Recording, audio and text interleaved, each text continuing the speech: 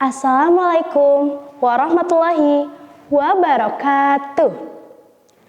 Di sini saya akan mendongeng sebuah cerita rakyat yang berjudul Timun Mas. Cerita ini berasal dari Jawa Tengah. Saya mengambilnya dari situs Perpustakaan SD Al-Falah, Surabaya. Di sebuah desa terpencil, hiduplah seorang janda yang bernama Mbok Srini. Kesepian selalu menyelimuti harinya karena ia tidak memiliki seorang anak. Suatu sore, ia bergumam sedih di depan rumahnya.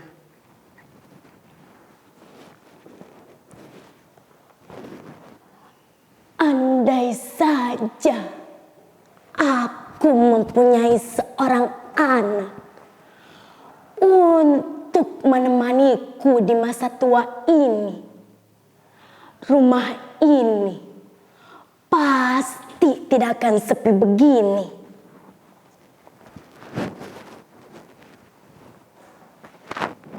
Keluh Mbok Srini. Tiba-tiba bumi bergetar. Seorang raksasa hijau yang besar dan menyeramkan muncul dari balik pepohonan.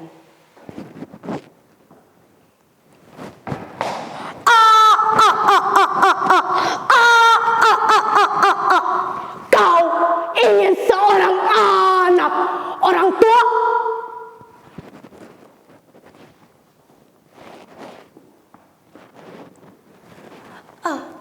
Ampun raksasa, kau ingin apa?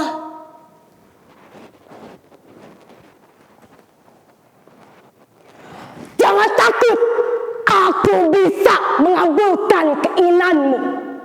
Tanamlah biji timun ini, rawatlah dengan baik, dan kau akan mendapatkan apa yang kau mau.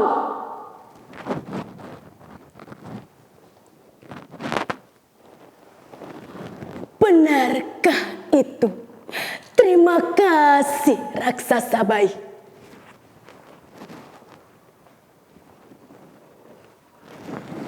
Tunggu dulu, ada syaratnya. Saat anak itu berusia 17 tahun, aku akan kembali dan mengambilnya untuk menjadikannya santapanku.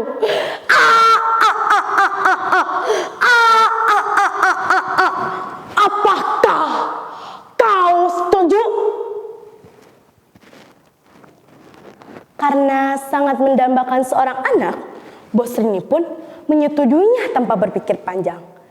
Ia menanam biji itu dan ajaibnya tumbuhlah sebuah timun mas yang sangat besar.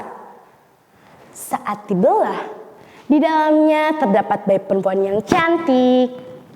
Ia memberi nama Timun Mas. Tahun demi tahun berlalu, Timun Mas tumbuh menjadi gadis yang cerdas dan cantik. Namun, Mbok Srini mulai gelisah karena usia Timun Mas hampir mencapai 17 tahun.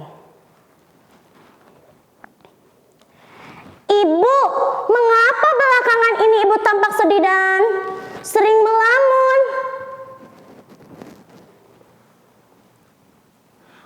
Anakku, ada hal besar yang belum ibu ceritakan padamu. Dulu, ibu pernah berjanji pada seorang raksasa. Mbok Srini pun menceritakan semuanya. Timun Mas terkejut, namun ia mencoba menenangkan ibunya. Jangan takut ibu, aku tidak akan membiarkan raksasa itu pergi membawaku. Pasti ada jalan keluar.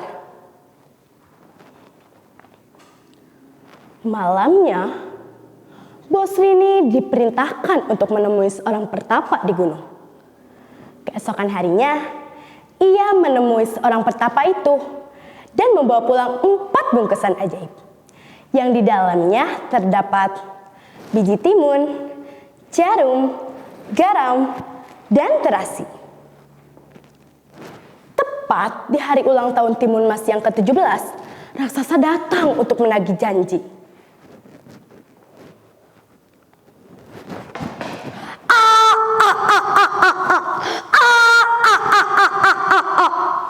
Hai Mbok Srini, mana anak itu? Serahkan padaku sekarang juga.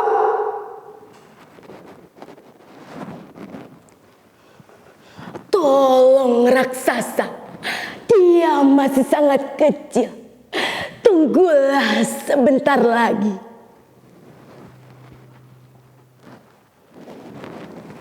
Tidak bisa. Janji adalah janji. Keluar kau Timun Mas. Timun Mas pun segera berlari lewat pintu belakang. Raksasa melihatnya dan langsung mengejar. Mau lari kemana kau bocah? Kau tidak akan lepas dariku. Ibu, aku pergi dulu. Doakan aku, Ibu.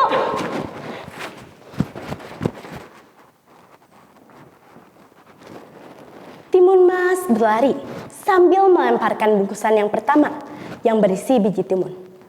Seketika, hutan itu berubah menjadi ladang timun yang sangat lebat. Raksasa berhenti sejenak untuk memakannya dengan lahap.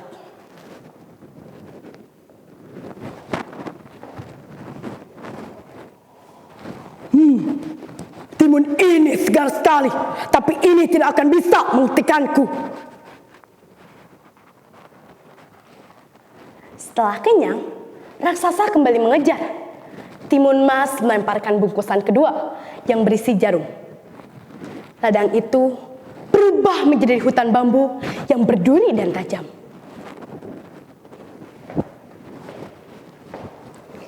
Aduh, kakiku tertusuk. Beraninya kau mempermainkanku, Timun Mas. Melihat raksasa masih mengejar, Timun Mas melemparkan bungkusan garam. Hutan bambu itu berubah menjadi lautan yang sangat luas. Raksasa harus berenang bersusah payah. Aku tidak akan menyerah. Aku akan tetap menangkapmu. Terakhir, Timun Mas melemparkan bungkusan terasi. Lautan itu berubah menjadi lava lumpur yang panas dan dalam. Tolong aku, lumpur ini menariku, panas sekali.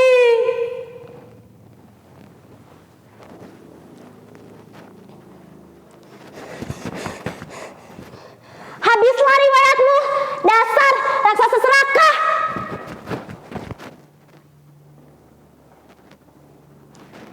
Akhirnya, raksasa itu tenggelam dan tidak pernah muncul lagi. Timun Mas pun kembali ke rumah dengan selamat.